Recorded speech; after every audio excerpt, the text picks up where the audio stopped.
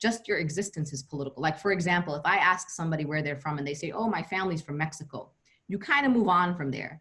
But when someone asks me where I'm from, whether it was when I was as young as a teenager or even now as an adult, and someone says, oh, where's your family from? And I say Palestinian, immediately the response becomes like, well, I don't really like to talk about politics. And I'm like, why is me telling you that my family's Palestinian political? Like, can I just say that my parents are Palestinian? Like someone can say my parents are Pakistani, or from my parents are from, you know, Japan, or my parents are from China.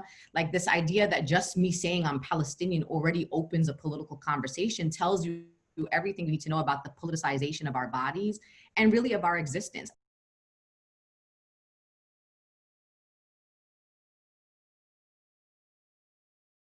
But okay, so your book opens up you as a 19-year-old in Brooklyn deciding to start wearing a hijab. And it's not something you are obligated to do, right? Like unlike skin color, religious identity is often a choice. I grew up feeling erasure. I felt so ambiguous. I didn't feel like I had an identity. Because people never knew exactly what I was. Again, people, because of the nature of the neighborhood I lived in, people thought I was, you know, Puerto Rican or some sort of Central American because my name was Linda also, so that my name didn't identify me. You know, like, as you know, among Muslim women, there's women named Fatima, Khadija, like there are identifiable Muslim names. I didn't have one of those names. And I had dark hair, I had fair skin. So people, again, I was just whatever people wanted me to be. And then it got to the point where you can't even show people where your family's from on a map. And I realized that at a really young age, there was something always missing about my identity. And for me, hijab was a way to make myself feel whole. It was a way for me to proclaim and declare an identity that the minute I walked into a room wearing a hijab, I was Muslim. And there was no question about it. It was something about me that you knew. And I felt pride in that. And remember, I did wear hijab when I was 19, which was about almost a year and a half before 9/11 happened. And I lived in New York City. I lived in Brooklyn. I lived in a Muslim community. So when I walked out of my house when I was 19 years old, there was other women wearing hijab. It was actually, I didn't actually feel like I was taking any risks at all. At that time, in kind of the pre-9/11 days, you could actually be normal and be Sikh American and be Muslim until that horrific day when something really horrible happened at the hands of terrorists who claimed our faith. And all of a sudden we went from being, you know, regular New Yorkers to being part of a suspect class. And we literally, our whole identities were literally flipped upside down. We were no longer regular New Yorkers. We were no longer just your neighbors or just your classmates.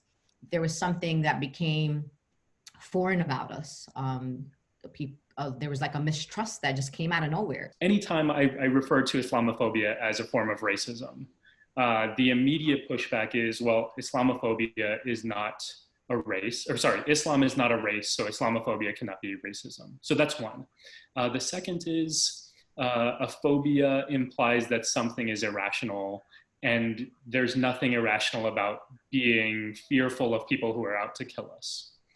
Actually, the Islamophobes are not totally wrong. I mean, obviously, Islam is not a race. In fact, Muslims come from every racial background. The reason why we say Islamophobia is racism is because the way in which Muslims have been treated in America has been in a racialized manner.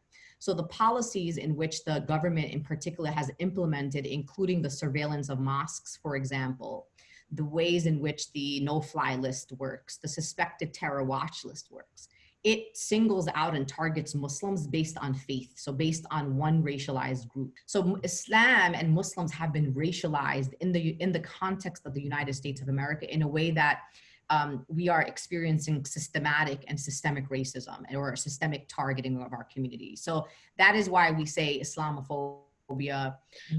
Is it appropriate or strategic to bring anti-Muslim bias into the conversation that's currently happening about Black lives and police violence? I think that we have to also make sure that we are very clear that Black people in America are also Muslim. 1/3 of our community as Muslim Americans is African American. And by extension, even further, we also have African immigrants in our community who also have been victims to police violence, right? Who have had to endure being Black and Muslim in America in 2020. And by nature, the Black Lives Matter movement is an intersectional movement. The movement for Black Lives has an intersectional platform where they do name oppressions happening to other communities. Remember, Black people are also undocumented. Black people are also LGBTQIA. Black people are also people with disabilities. I mean, remember that Black people themselves are an intersectional community, and we need to make sure that we're naming that. People want to reciprocate solidarity. When they see you willing to risk for them, they will look at you and say, well, where am I needed for your community? And so I'm just very grateful to be part of a movement that is Black led, that has embraced me and embraced the communities that I come from and has wanted to learn my story. And I've also had many profound experiences. If you remember during the summer when Mike Brown was shot in Ferguson, these little Palestinian kids in Gaza who rarely have internet access were sharing across the world through Twitter suggestions on ways that the children of Ferguson or the young people of Ferguson can protect themselves from tear gas, because that was something they were experiencing there.